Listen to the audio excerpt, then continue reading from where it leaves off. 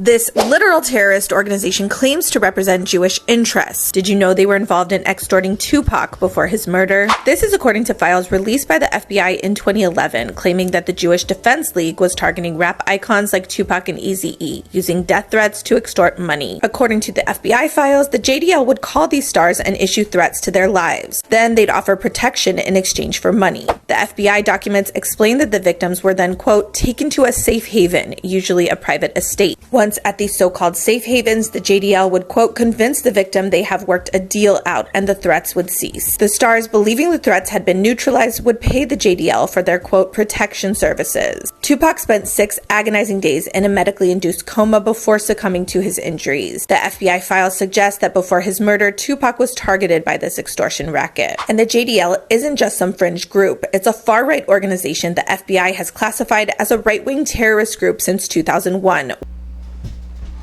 Yo, so we back in here for another edition of F-ya-Motha, and let me just start off for all the people that's under the age of 35. This bitch is delusional. Matter of fact, the post that she put up that looked like a picture of the JDL, or the post that she put up that looked like it, I guess it's claimed that the FBI had files claiming that the JDL was extorting Tupac, was actually published by the Jerusalem Post. That shit can't be confirmed or nothing as to its validity as it pertains to those documents that I guess were FBI documents that redacted all over the place that she posted up.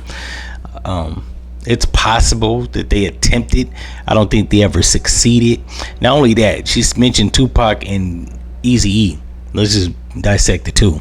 Tupac, before his conviction and in between him getting shot at the Quad Studios in New York, he was actually protected by the NOI after being shot and throughout the trial, and when he was subsequently released from prison. And when he got with Death Row, he was then protected by the MOB Pyrus, which is a blood sect in LA. So the fact that he would need any protection from the JDL, I'm not saying that the Jewish Defense League ain't powerful or scumbags, and it's very likely that they had JFK killed, but I don't think that there's no validity to this, considering he was protected by the NOI and the FOI, the Nation of Islam and the Fruit of Islam, after he was released from prison, before he was convicted, and after he was shot. And to my knowledge, the NOI and the FOI, I don't think the JDL stand a chance.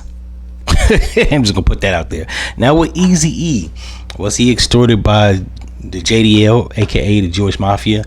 No.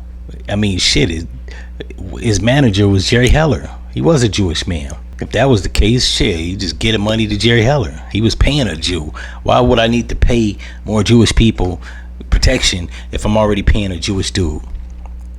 Sounds stupid. Not only that, once again, this is another person that was criminally connected with the insane Crips.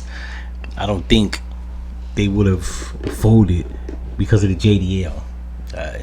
Now, what I will say, there is possibility that they could have tried to extort Eazy, and he didn't buckle, and it's possible he was, I don't know, contracted HIV mysteriously. I always believe that he went to the hospital and somebody pricked him with a needle and infected him. I don't believe that whole story. He had unprotected sex, so they probably could have set him up like that. But with the whole Tupac shit, it's highly unlikely. In any event, not only that, before I end this episode, I'm just in this with a lot of people nowadays are clout chasing for views and clicks, because this is a TikTok video, and her name is F-ya-Motha. While a lot of people are using black entertainers as fodder for their TikTok, Instagram, or YouTube channels, is bizarre, to say the least.